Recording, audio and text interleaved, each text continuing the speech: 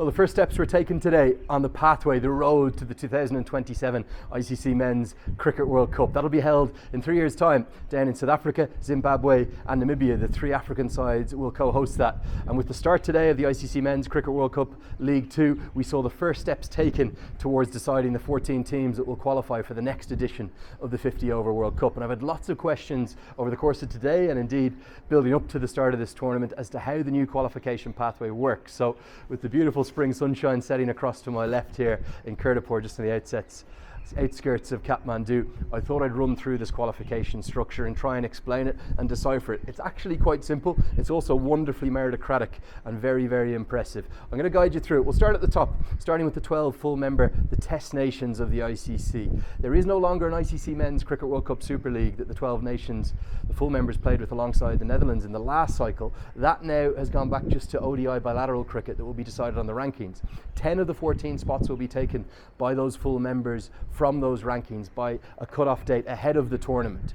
Then the bottom two full members, they'll have to go in to the Cricket World Cup Qualifier. Remember that tournament because I'll talk about that quite a bit. That will be the final step in the process. Beneath those 12 full members, we then have ICC Men's Cricket World Cup League 2, which is expanded from the 7 teams that it had previously now to 8. Why is that? Well, the addition of Netherlands, they've dropped down from the Super League. That isn't going to continue for the moment, and they've been added in to strengthen this Premier Associate 50-over competition that is going to be so impressive and so competitive, particularly if this first day is anything to go by. Nepal were on the end of a resounding defeat. 4-wicket win for Namibia. They did it very comfortably indeed.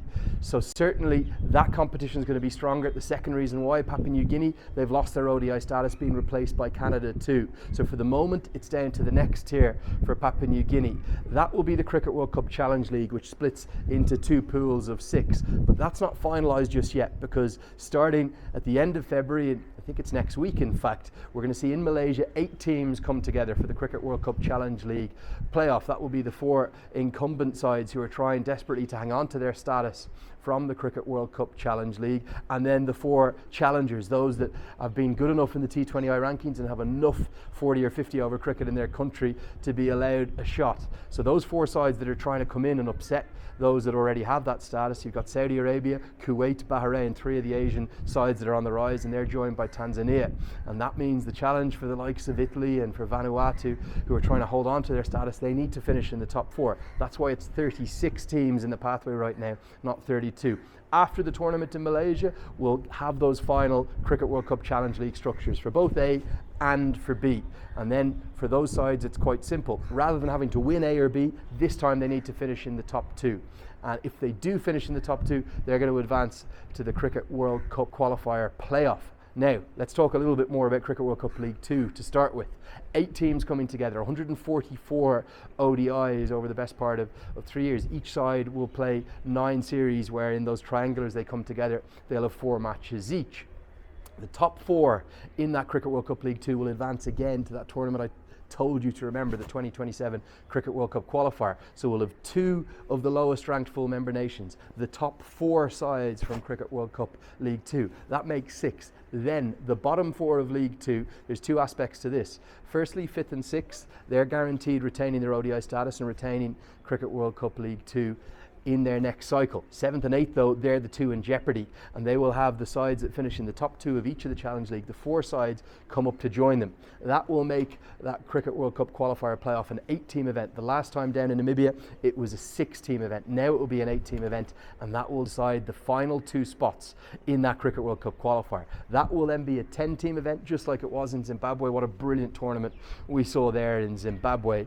And this time, the critical difference, rather than there being only 2 spots and 4 full member nations at it because of a 10-team World Cup, there'll now be 4 spots on offer with only 2 full member nations coming down. So that means a guaranteed minimum of 2 associate nations. We may well see more than that, because remember, both the West Indies and Zimbabwe, and indeed Ireland, they learned harsh lessons, didn't they? As the Netherlands took that second qualification spot, Sri Lanka might have been the champions of that tournament, but it was the Netherlands that went on to fly the associate flag in the 2023 World Cup. So this time with that expansion to 14 teams. That's how we're going to work it all the way down from 36 to 14. There's so much to look forward to this year for the associate game, not just in the 50 over format, but that T20 format too. 9 associates, remember, at the largest ever T20 World Cup that will be played in the USA and the West Indies come June. So really looking forward to not just covering it here in the Pathway events, but through all the associates and some of the best international sides in the world. We're going to have lots of it live on ICC TV and lots more in and around the world. Hopefully that explains the structure. Any questions at all, drop them in the comments below. I'll get back to you. But that's how we're going to work it down from 36 to the 14 that will play for the next Cricket World Cup down in South Africa, Zimbabwe and Namibia. Thanks so much for all the messages of support. Really enjoying bringing you all the coverage. And I'll see you in 2 days' time for that next game. The Netherlands will take on Nepal here in Kathmandu.